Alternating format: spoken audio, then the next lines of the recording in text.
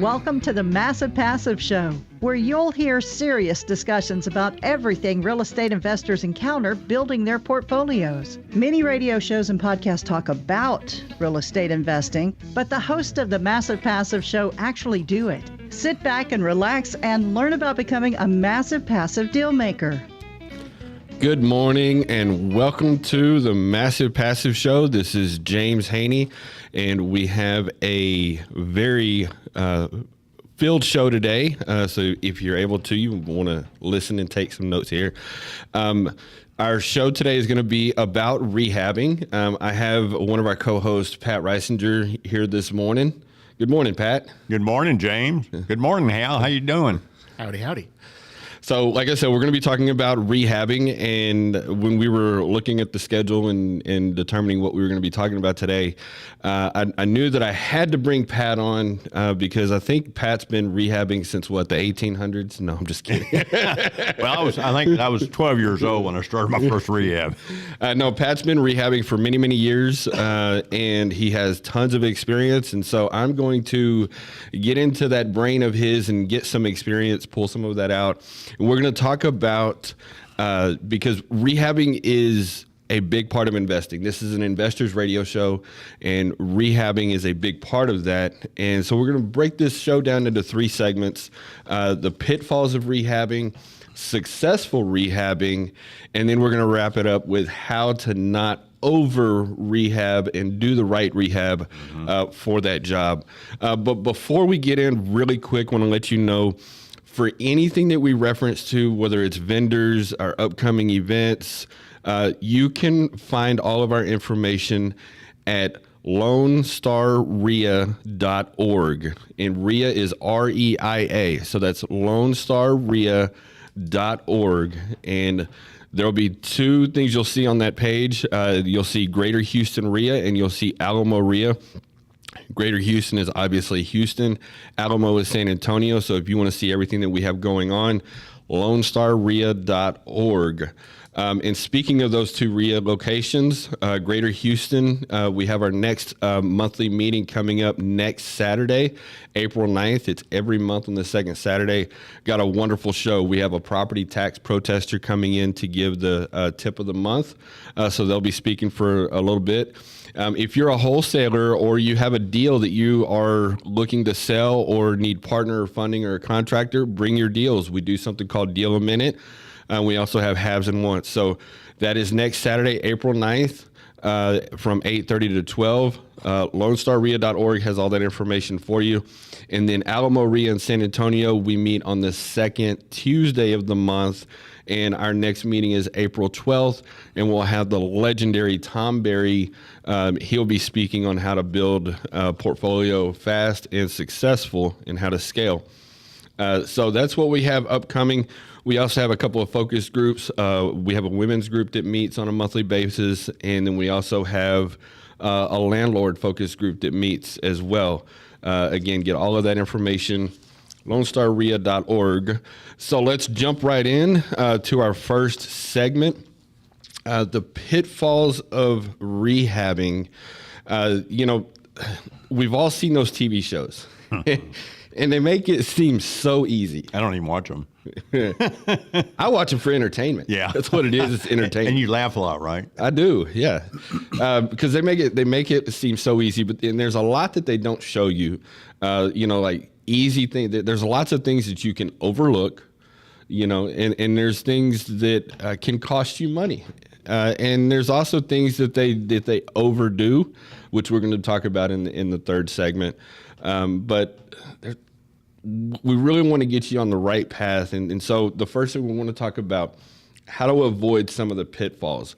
One big pitfall that has to do with rehabbing is not knowing the numbers. The numbers are very key. Your first number that you have to have is your ARV. You really have to know your ARV, especially... What is ARV? ARV is after repair value. Thank you. That slipped my mind there. But you have to have your ARV, and you have to know what your exit strategy is, and that's going to help you determine, your rehab. And then you have to get into the cost. So for this particular topic, we're going to focus on the flipping aspect. So if you're going to flip, because a lot of people that flip, they'll use hard money. Well, hard money is only gonna typically loan you somewhere in the neighborhood of around 70% of the ARV minus repairs. And so you have to really get your numbers right in order to make sure that you got a solid deal. And then when you're doing the rehab, you got to do the rehab right. So Pat, over the years that you've been, managing rehabs and working with contractors, working with investors and working with our students and things like that, what are some of the most common pitfalls that you see when it comes to rehabbing? Well, I mean, the first thing is just like you talked about CRV, know what the after repaired values are, right? And because that's really kind of sets the stage for everything. And then how much are you paying for the property? So then we figure out, does that meet in that 70% criteria, right? And what James said about ARV is after repaired value, and the repairs is minus the repairs, right, for the 70%. So we'll just start off making it simple and then move into the rest of this stuff, okay? So let's just say simple, keep it simple, is $100,000, right? And the house ARV is for $100,000. And so you want to buy that house for 70% minus the repairs. And let's say the repairs are $20,000. So if you take 70% of 100, that's 70,000, right? And you minus out the repairs, you're at 50,000. So that's what you want to buy that house for. And the reason for that, and we'll talk about that because that is the biggest pitfall when you start this thing, is that if you're not in that parameter, then every time you spend money, your profit margin gets smaller, right? And then it can get to the point where there's no profit in it, right? And we'll talk about that too as this develops in this thing. James sent this to me last night, and I printed it out, and I kind of read through it. And this morning, I read through it even better, and then we discussed it, which is pretty cool. But if you look at what he set up for me, is that the three biggest pitfalls, right? Oh man, I tell you what. So we've already covered overpaying for the property, not knowing the numbers. Mm-hmm. Okay. When it actually getting into the rehab, what is a pitfall when you? Well, that's where we're going next. And what I set up here this morning is that a couple of things that I look at a house that are very important. One is the kitchen and the bathrooms, most important rooms in the house, right? Well, of course, you look at other stuff on the outside, and we'll talk about that too a little bit. But on the inside of the house, I look at showers and I look in bathrooms, because a lot of times the showers are, if you go around and kind of touch the tile at the bottom, it's loose. That's because there's probably damage in the wall. And so you figure, well, I've got to rip that out and put a new shower in, right? Or you can tell automatically, boy, that shower's got to go if it's a flip. And then you look at the vanities, and they're old, and the stoppers are gone, and all that stuff, and the hardware's old. Well, you got to change all that out. Well, the countertop might be the old kind that we all saw with the cigarette burns in them. That's the man-made marble. That's plastic, and you got the cigarette burns all up and down where the people put their cigarettes there while they were shaving. And you figure, well, I need a new countertop. So those things are like pitfalls that you got to look at right away, because the kitchen and the master bath, especially, most expensive rooms in the house.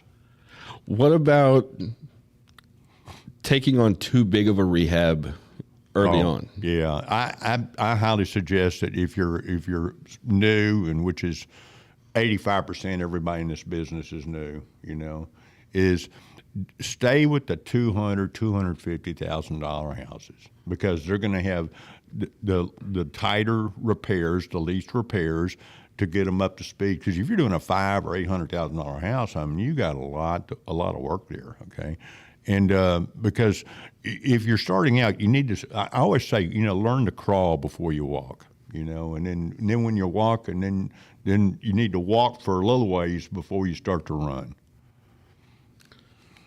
So what about another pitfall here? What about contractors? Can dealing with the contractors be a pitfall? Oh, God, yeah. Well, that's the cool thing about having a coach and us coaching you, right, is the fact that we have great vendors. We have vendors that support the show and the RIA, but there's other vendors that we don't put in there because we don't want them to get too busy because we can't get to them. But we'll actually put people on the job for you that are wholesale vendors. And when we're done, you're probably not going to call us again, right? You're going to call Tony or whoever we put on the job. But we're okay with that because the fact of it is that there's a huge failure rate in this business, just like restaurants, right? I mean, look at the failure rate, and the failure rate's really largely due to the fact that people try to go it alone. You should never get into this business and think that you're just going to wing it by coming to a few meetings, because there's a lot to it. And I mean, there is a lot to it. And even us old timers that have been doing this a long time have lost our shirt a few times, but we're sticking with it.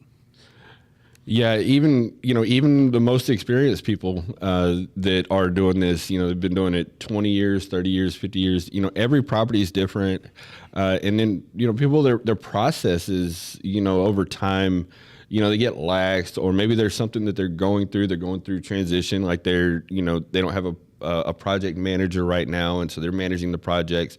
There's lots that can lead into it, but let's get back into one. I wanted to touch back just a minute ago. I had a thought slip my mind, but on the biting too big of a rehab, you really want to stick with cosmetic rehabs, for your first few. If you have to go in there and move walls and, get into, taking everything down to the studs and maybe do some electrical and some hardcore plumbing stuff, if you haven't done 5 or 10 or more, you really want to have somebody with that experience on your team, on your side, guiding you through there, because it's really easy, and it also ties in with contractors.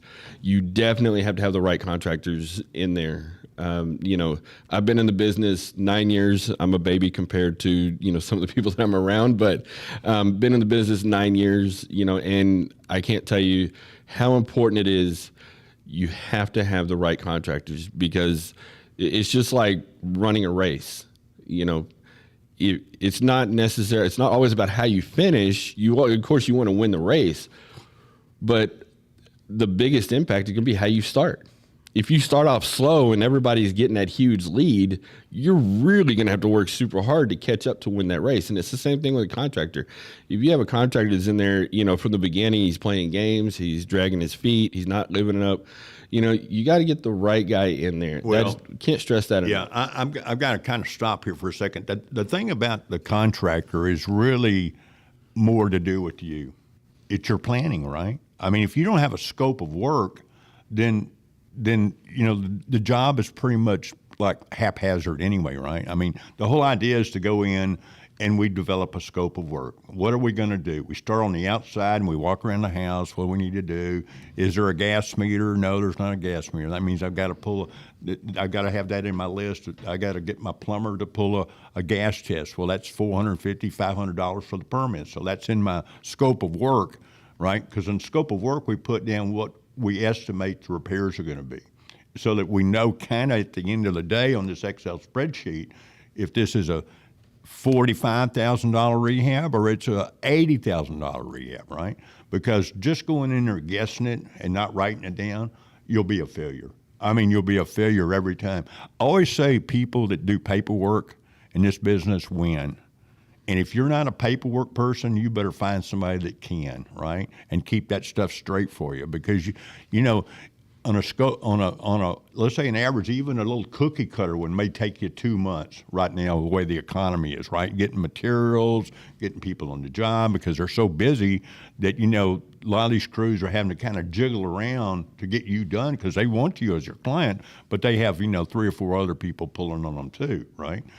Well, by building a scope of work, then you can get the contractors, everybody looking at the same page. The problem is when you walk through a job and you don't have a scope of work, every time you walk through, each guy gets something a little different. And so then your bids, you go, well, this guy's really high, and these others are like way down there. Well, the guy who was really high was the guy that probably made a lot of notes of what you said. And he's building your scope of work, and you didn't really read the difference of what, if he spells it out and the other guys spell it out, or the other guys don't spell it out, that means they don't really have a grip of what the scope of work is. And so therefore, during the job, you're probably going to have a lot of conflicts with these people because you said, well, I thought we talked about that. Well, thinking about talking about something and having it in black and white is two different things, totally different. So we got to go ahead and wrap this segment up, but before we do, because we're going to talk about the scope of work in our third segment. We'll talk about that a little bit more. Well, the problem is with me is my brain kind of goes all over the job. I'm seeing the project. So really quick before we move on, try to keep it to like 2 or 3 sentences. Right. And then I'm going to go ahead and acknowledge a couple of our wonderful vendors and sponsors. Talk about a couple things that you've seen that investors will overlook or they'll get themselves into trouble, but also how can you avoid some of the most common mistakes? Well, that's kind of like, I sound like a broken record, right? Oh, Hal's over here. I love Hal because, when I'm talking, Hal's shaking his head, because he's listened to me and Ray a long time now. And actually, how I got Hal involved about 6 or 7 years ago, right, at a meetup, and he started showing up to these meetups to get free barbecue, and but then he started learning stuff too, and then he started showing up. But what's so cool about this business, you just talked about contractors, right, and that's the big pitfall. I mean, the hardest thing is where the rubber meets the road, right? You get the house, now what do I do? And of course, one thing I didn't cover real quick is that I never hire my contractors to bid the whole job, materials and labor. They bid labor only, the contractor that's doing the painting and the doors and all that stuff. And then I buy the materials, so I have control of the job and what goes in it. Because a lot of contractors really can't figure a job that well. So what I do is I have a scope of work, so I kind of already, me doing, rehabs for 50 years, I'm pretty much know. I mean, my guys, when they bid on a job, I'll say, you got your paperwork in hand? He said, yeah. I said, so you what do you have, got $20,000? And they go, how'd you know? I got $20,300. And I go, well, you only worked for me for like 15 years. I mean, I don't even have to figure out all the things in this job. I can tell already this is a $20,000 labor rehab, right? Or it's, $8,000 or $6,000 because it depends on the amount of stuff we're doing, right?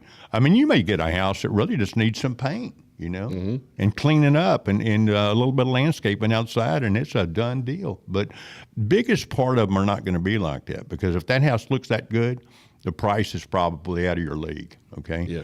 But, it's just... I can't say enough how important it is to build that scope of work first, and then everything else kind of follows down the road. All right. Well, that wraps up segment number 1, and I'm going to take a quick moment here, and I may get some assistance from Pat, but we're going to acknowledge 2 of our wonderful vendors and sponsors of the show, and the first one is going to be S&R Construction. Oh, yeah. The theme of this show is rehabbing, and so S&R Construction is a good resource to have. Yeah, it's Ruben Zamora over there. He's great. He does my add-ons. Anytime I have any kind of major digging or stuff to do like that, or bring him in because he knows that. He could, if you have if you're going to build a restaurant or you're going to do a strip center or something big, this is the company you want to hire. And then our next vendor that we're going to acknowledge on this segment is RJM Roofing. Oh, yeah. Raymond Medina, great guy. He's been roofing for me for about 15, 16 years. If you're in a windstorm area like Galveston, Brazoria County, Fort Bend, you got to call Raymond to do your roofs because it will pass the inspection by the insurance board every time. Because if it's not done right, then the insurance board's not going to put that on their website. And every realtor and everybody that's buying that house is going to see that, and that means you can't get insurance. I mean, you may be able to get it, but you're going to pay a lot of money because they're banking on that roof's probably going to get ripped off in a storm. All right, let's jump into segment number 2. And we talked a little bit, obviously, about the pitfalls and the negatives. Let's jump into some positives, and let's talk a little bit about successful rehabbing. Describe some of the characteristics that you've seen over the years of successful rehabs. No, yeah. Well, that's been a few of mine. But, this is the thing. The reason, and kind of stop for you for a second, the reason that we want to keep you on these $250,000 houses is that if the market shifts on you, you still have a better chance of moving that house. If the market shifts and you're into a $500,000 or $600,000 deal, and all of a sudden those prices fall by $100,000, you're in the red. There's no way in the world you're going to make money on that deal. So it's buying the right properties first. Absolutely, that's first. That's a big key. Yeah. And getting it done fast. And then it comes down to doing the right rehab. That's right. Correct. So we're going to talk more in detail about doing what it means to do the right rehab in our third segment, as well as some of the scope of work stuff that we were talking about. But I have here also on our list as well is other paperwork and documents. For example, contractor agreements. Yeah. Yeah, and that's very important. Look, luckily for me, I mean, I've weeded through all the bad ones. I mean, we just talked about Raymond, we got Ruben, I got Tony, I got Matt is my master electrician. I got Freddie is my foundation guy with Quatex. He's doing a foundation right now for one of my clients. The client I have right now that I'm doing a house for has been in this business 25 years. And he hired me because this job is way bigger than what he ever done. I mean, you're talking about some bad houses. It took 5 30-yard dumpsters just to get rid of the trash that was in the house and around the house. I mean, this house is nasty.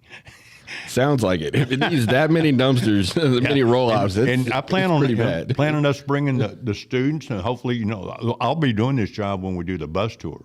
So this is a great job because we're doing a foundation job that's $15,000. And the reason it's so much, it's a pier and beam, is that we have to pull all the floors up because they're all bad and then redo the house because it's too low to the ground, right? And you can't crawl under it to get to it. So we figure we'll just cut the floors up and then put the floors back down with plywood and go from there. So, Pat, we kind of give Ray a little bit of a hard time going down rabbit holes, but I'm going to tell you to go down a rabbit hole here. Talk in detail a little bit about what I was just talking about contracts with your contractor, right. Like the importance of it, what should go into it, how to fill it out, things of that nature. Well, there's a lot to that. Is it, I make them spell it out what they're going to do. Start it with one, demo, and then just go from there. Very important to know. And the cool thing about, if we're good at what we do, like building a scope of work and laying that out, so then the roofer, he's going to come in and he's going to build on the roof. Well, the scope of work on the inside, which is most of the work, right? All the doors, demoing, painting, that stuff, you think it's the most of the work. It is most of the work, but it's not most of the money. I figure in a big rehab, if I'm having to rehab the whole inside of the house, floors and granite are going to be about 20% of the job. Those are expensive items because you're talking about flooring at, $6 a square foot or something like that? Because now people don't put much carpet in a house unless it's a low-end house, right? Or kind of the bedrooms, maybe they'll put carpet. But a lot of people are into there's vinyl flooring or this engineered wood or something like that or tile. And, those mean that there's going to be a lot of preparation to the floor before you lay it down, right? Make sure it's level. So there's a lot of factors. But on the general contractor, I definitely want to spell it out because that way he knows what he's bidding on. So he's going to spec out all the stuff we talked about, and then he's going to have a bottom line price. Well, because I'm paying him labor only, I may start him out with $1,000 down so he can kind of get paper on the job and paper off the floors and kind of get moving. And then his first draw, I'm going to deduct that $1,000, right? So let's say his first draw is $3,000, to pay his labor and stuff. then I'm going to give him $2,000. Well, if it's Tony, I'm probably going to give him $3 because he works for me all the time. So I know he's going to finish the job. But the main thing is that the reason you're doing that is you don't want to give them too much money. That if they get too deep into it and you're giving them too much money and they haven't caught up to that amount of work, they could walk on you. And then what do you got? And then you got to bring another contractor in. And the cool thing about paying labor only is that you're not getting stuck with, paying somebody 30% down. Paying somebody 30% down to start your job. That's ridiculous because you're paying for something they haven't done. So that's why a lot of people get ripped off in this business because they give a guy 30 or 50% down. He does a little work and then he leaves. And then he says, well, I need some more money. And they say, well, I just gave you $25,000. He said, well, if you don't give me more money, I'm going to file a lien on your property. And they do that a lot.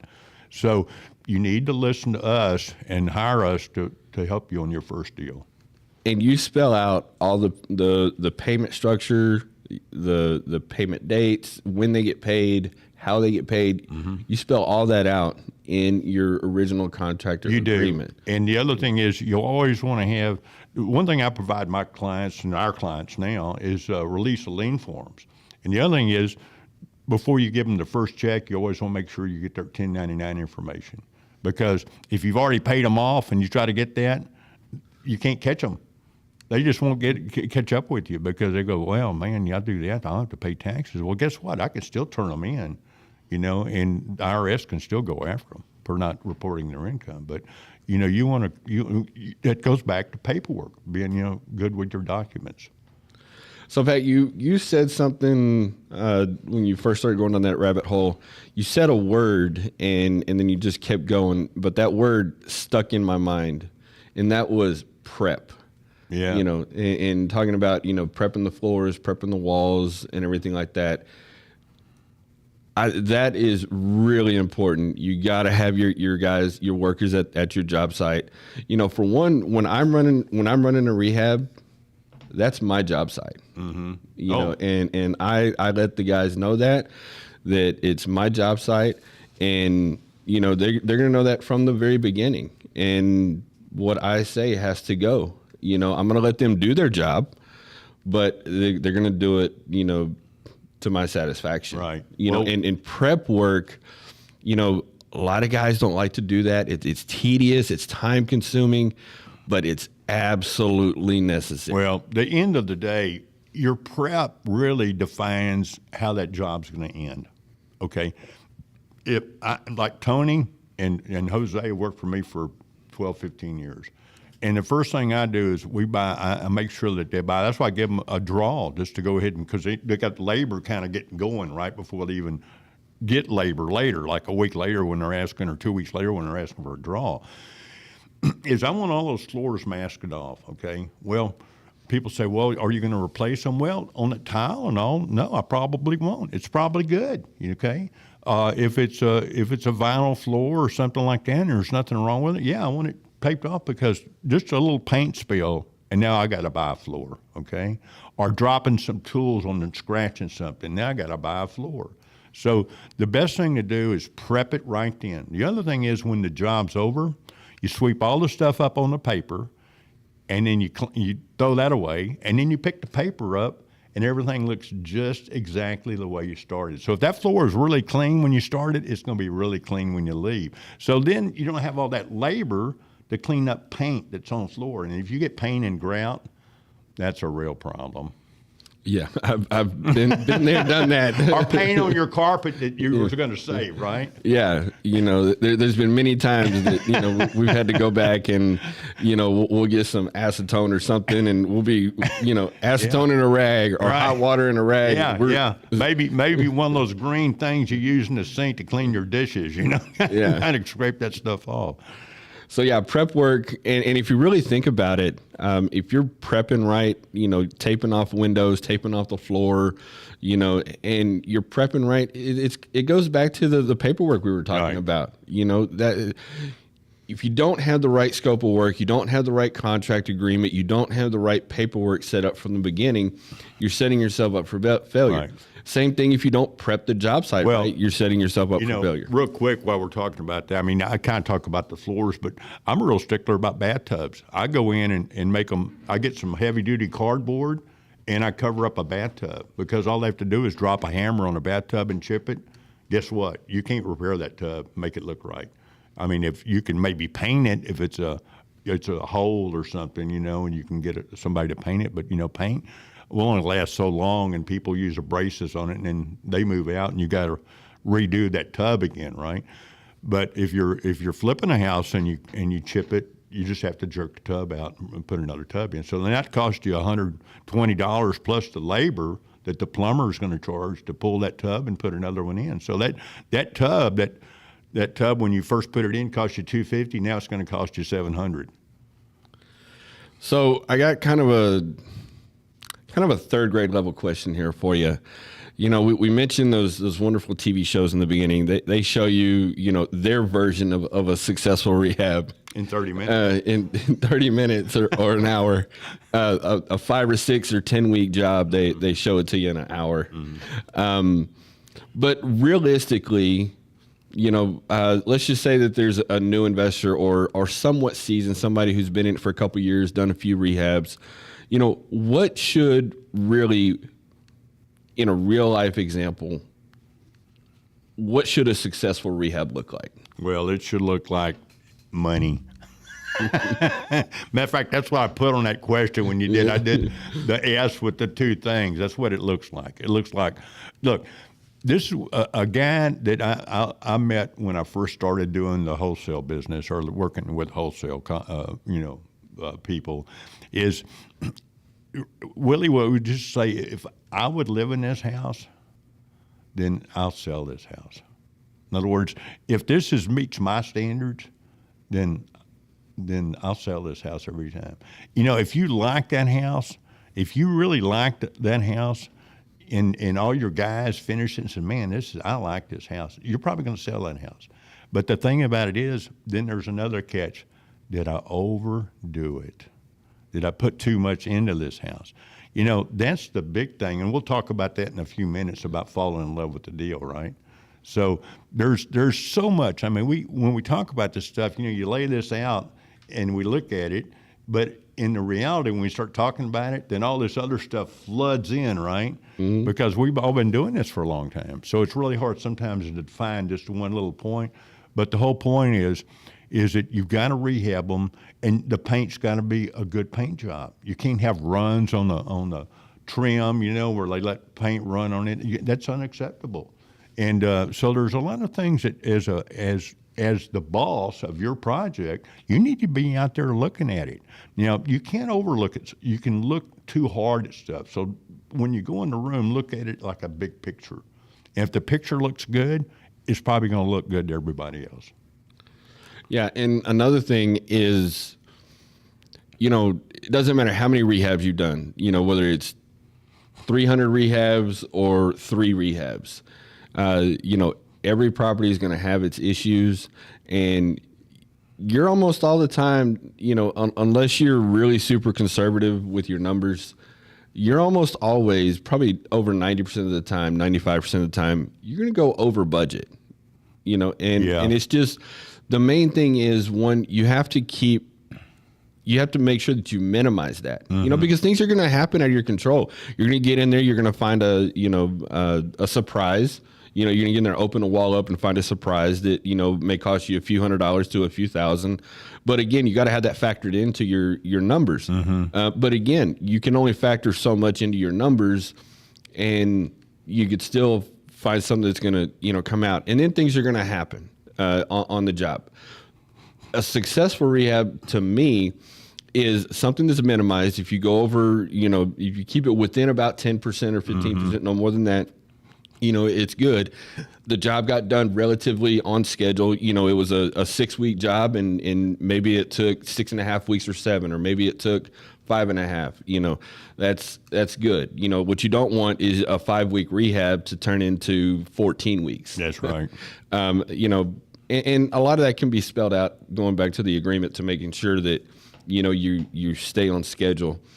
Any last remarks to successful rehabbing before we move on? Well, the successful rehab is a person that followed the rules, or start somewhere and end somewhere. And the biggest pitfall I see is people trying to get ahead of themselves. I mean, that is huge. Trying to do flooring before the paint's done, or trying to do something else because they want to see it. Look, you don't need to see that right now. That's later in the job, okay? No, I want to see what it looks like. Well, okay, I got a picture. I'll show it to you, right? Because this is the thing. The biggest pitfall is people that don't listen. That's the biggest pitfall. Mm-hmm. They hire us to help them and teach them this, and then they turn around and try to sidestep us. And then that's probably the biggest pitfall right there.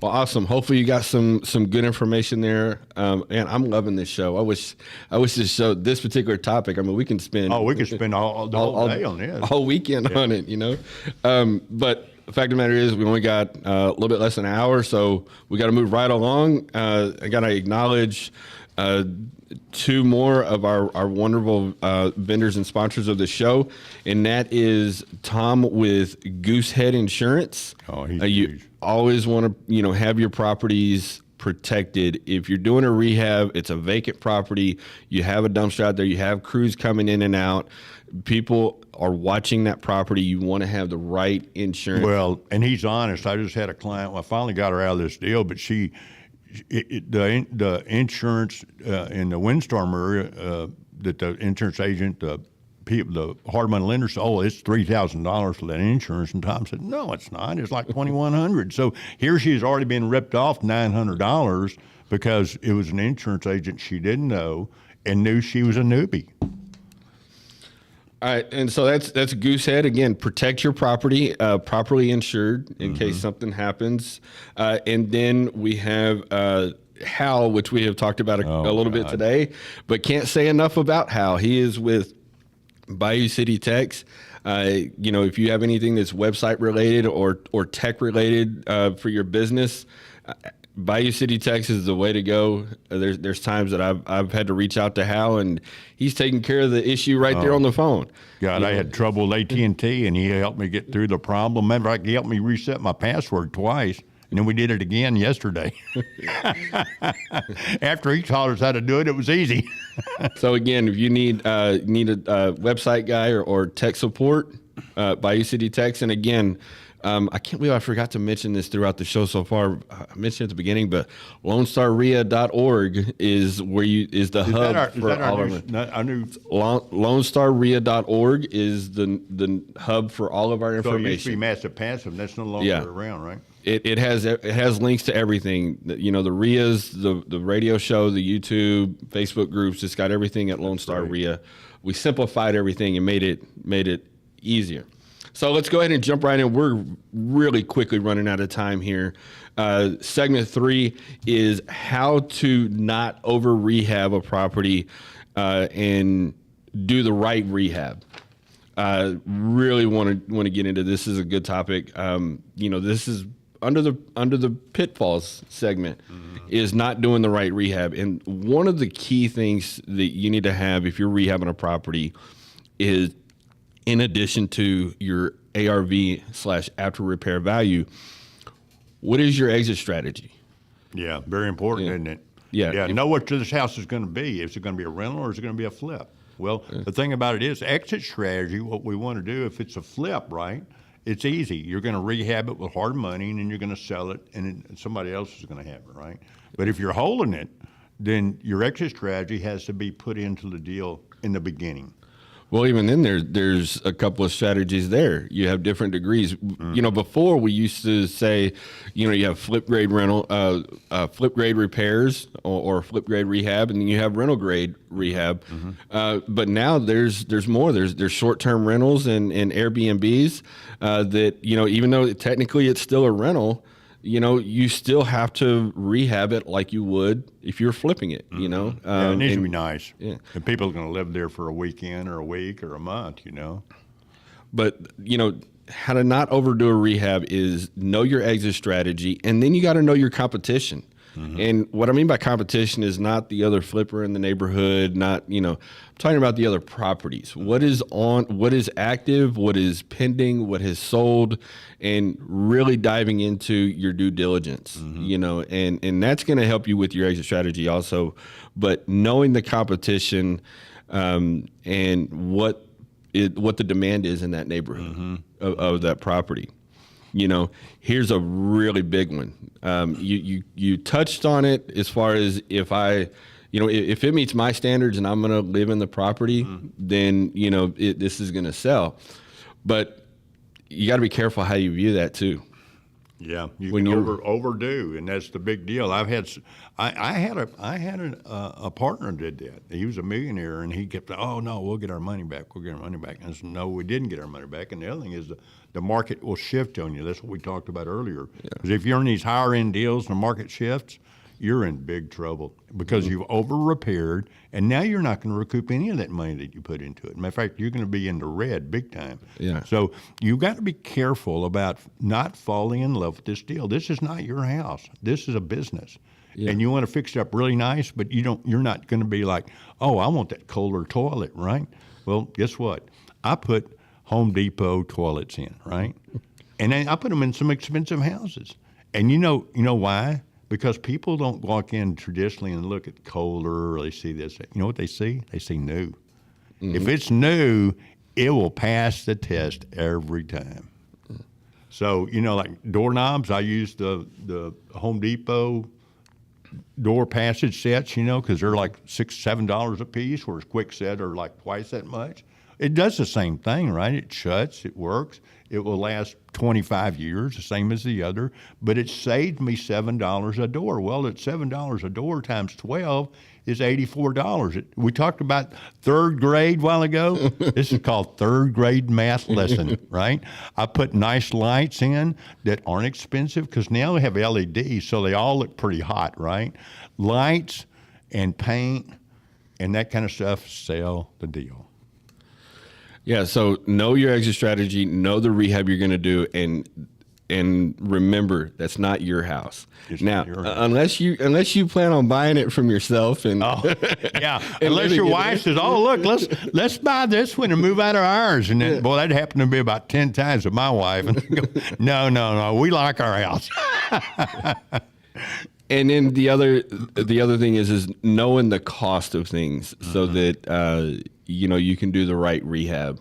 And hopefully this will lead us down a little bit more of a rabbit hole. We have talked about the scope of work, but the scope of work can help you with this. Doing the right scope of work. And scope of work, we've kind of harped on it a little bit today, but we cannot stress how important it is. Don't ever spend 30 or 45 minutes. If you haven't done 100 rehabs, don't spend 30 or 45 minutes on it. When I, to this day, and I've got quite a few rehabs under my belt, I still spend on a scope of work, I still spend 5 or 6 hours. Oh, well, yeah, what I do is I'll take about 100 pictures of the house. It depends. I mean, how bad it is. I'll take more pictures, right? But I'll take 50, 60 pictures almost of every house, all around the outside, the inside, under the cabinets, places that when you look at, when you get back to do the scope, you can't remember. But that camera tells you everything. It's reality. What you see in your eyes often is not reality because you're thinking about the traffic or the fight you had with your wife or something else. Why? Because it's all going on in your brain while you're looking. So the camera stops all that. And so I'm a real big teacher of take a camera or your phone. Now you don't need cameras because you got iPads and phones that take good pictures, but take a lot of them. Take 40, 50, 60 pictures. And that way when you get back and start building your scope of work, you have something to reflect back on to trigger that thinking. Oh yeah, I need to repair that or I need to do something about that, right? But if you're trying to do it off of notes, you're not going to remember 90% of what you saw. So, start with the right stuff. And your scope of work has to be so detailed. Your scope of work is basically painting the picture of what the job is going to be. Right. And it needs to be in a way that if I'm running a rehab, and let's just say that I have to take an emergency trip out of town or something happens and I got to call Pat, say, and Pat's never stepped foot on this rehab. I've got to be able to say, Pat, here's the scope of work. I need you to handle this for the next 3 weeks until I can get back up running again. And my scope of work needs to be in such detail that Pat can pick up on that scope of work and without nothing. Yeah. Right. Well, the way I build a scope of work, I've been doing this for years, right? And I developed this plan for jet lending when I worked for Jet. You got to have a pretty, not super detailed. I mean, you can write out a super detailed and make some notes and stuff so that you remember what things are. But I do my scope of work on an Excel spreadsheet, which is material and labor. Mm-hmm. Because at the end of the day, I want to see that balance of what that job's going to cost me. Now, when I'm building my scope of work, sometimes people say, well, your numbers are kind of high. And I go, well, I do that for a reason. I'd rather start with a high number and be able to work backwards than try to get too cheap of a number. Because what we have a tendency of doing is saying, I can do this cheaper, I can do this cheaper. And then when you run into a problem, you're way out of your scope of work. So if you build a little bit bigger scope of work, then you say, well, this is the max, okay? This house may cost me $90,000 to rehab. Well, if I can do it for $70,000, guess what? I'm gonna put $20,000 in my pocket if I sell it for that, right? But the reason that I'm gonna do that is that there's so many unknowns that we don't know about. So I'm kind of gonna factor those in so that I don't have any surprises, because surprises are what kills you. Or minimize the surprises if you can. Well, and that's what a lot of people do. So, I can do this job for $35,000. You can't do this for oh yeah, I can. And then when it costs them $50,000, then I'm not going to be that person that said I told you so, because they're going to be the ones telling themselves that, boy, I sure would listen to Pat. He was right. This thing cost me $50,000. So yeah, that's one thing about being part of this RIA. We're not here to When you go out there and do something on your own and then come back and well, I did this and this is what happened. We're not going to sit here and be like, I told you so. You should have listened to us. We're going to help you get through that to the best that we can. And then we're going to help you make sure that you don't do that again in the future. And we're going to guide you. And this RIA is a community, of other investors from all ends of the spectrum. Mm-hmm. You have, very new people that just heard about real estate investing and wholesaling and flipping, a month ago, and then you have people in the RIA that have been doing it, 30, 40 plus years. Mm-hmm. And then everything in between. You have wholesalers, you have rehabbers, you have title company, if it's real estate. It's endless. In RIA, we're a big community, and we provide that support, and we want you to win, right. And we want to celebrate your wins. We want to help you through your losses and acknowledge those and use those and turn them into a positive. Mm-hmm. Mm-hmm. Just because you do a rehab and your budget was $40,000, you spent $60,000, find a positive in that. Mm-hmm. Mm-hmm. Well, maybe there was something in the process that needs to be tightened up that you didn't realize. Well, on a really high-end deal, you might be able to absorb that $20,000. But if it's on a low-end deal and it's a tight thing, that $20,000 could be where you just broke even. But the thing about it is, we're never going to say I told you so, because listen, everybody in here, even the guys that won't admit it, that's been doing this for a while, has been in the butt kicking room, right? Yeah. Oh yeah. If somebody's been in this business for more than a few years and they say they've never had a hardship or had a bad deal bite them somewhere, yeah, get away from that guy. Yeah, because every deal's you're gonna have a deal that's gonna bite you somehow or another at some point. Well, and that's the cool thing about this is that. Like we've been there. I mean, I when I first met you, I saw one that was kicking your rear, and the beauty of that is it's not the beauty of it later is that, when we look in our rearview mirror, it doesn't look so bad, right? Mm-hmm. Because we went down the road a little bit. But what we learned from that is a great experience that we can carry with us, not only for us, but to help other people. Not make those mistakes. No, in fact that property you just brought up, it just even thinking about it or talking about it, it brings back some really sore memories, and the pain comes back really quick. I'm glad you didn't know me a couple of years ago. You'd be bringing up two on me. But in a way, I'm glad that deal happened, because trust me, when you have a deal bite you, whether it's just a soft bite or a hard bite, you have a deal bite you, you're not going to want to experience that again. Well, and the other thing is, as a teacher, it made me a better teacher, right? Because, now when I'm talking to my clients, and especially like my project manager and a consultant, right, is I'm going, no, listen, let me tell you something. This is experience talking to you. This is not just something I'm making up, right? And once they understand that, they go, yeah, I better listen to Pat because he's had these problems, before he admits it. So that's the important part of this thing is that, and the important part about AREA is that we're like that, I mean, you've got not only us, but you've got a wealth of these other people. Like, for instance, Tom Pike comes here, and he's involved in this, and he's been doing this a long time. So we have a lot of resources here. And that's one of the things that we stress with our students as well. We're going to keep it like what they say nowadays. We're going to keep it 100. We're going to keep it real. We're going to be transparent and blunt with you.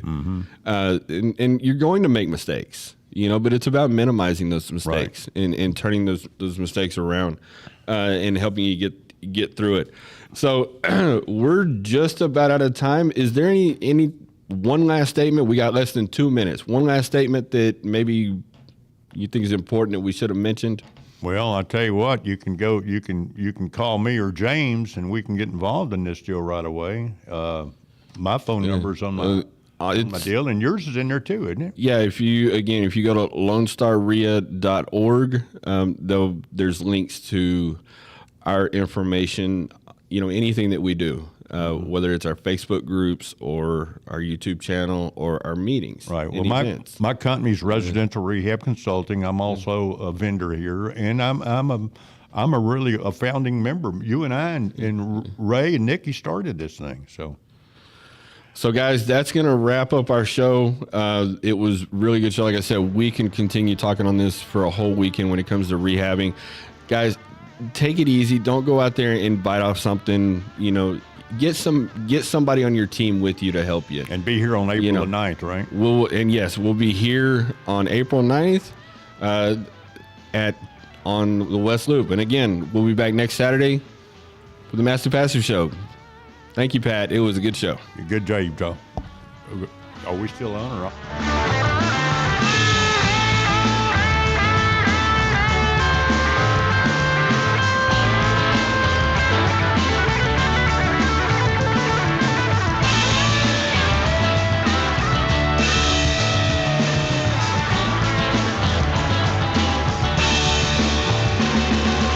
Thank you for listening to the Massive Passive Show, where we teach investors how to get off the hamster wheel of transactional real estate. Hi, I'm Becky Fields, president of the Greater Houston REIA, and would like to invite you to join us at our regular monthly REIA meetings on the second Saturday morning each month. If you're in the San Antonio area, the Alamo REIA meets on the evening of the second Tuesday each month. Go to lonestarrea.org for more information. We would love to see you there. On radio.com, this is AM 1060.